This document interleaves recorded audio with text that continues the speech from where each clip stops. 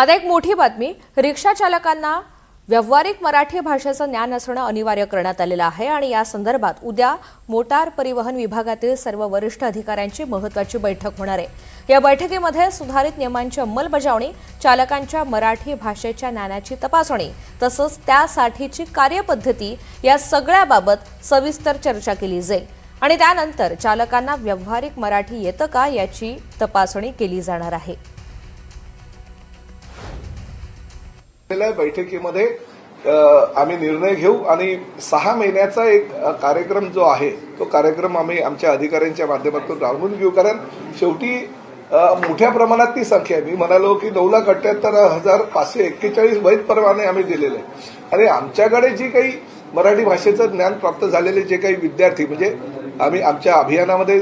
सहभाग नोंदवला ते 1,65,600 आहे। त्यामुळे ही संख्या मोठी आहे आणि संख्या मोठी असल्या कारणानं तशा पद्धतीचं पुढे कसं जायचं, मराठी भाषा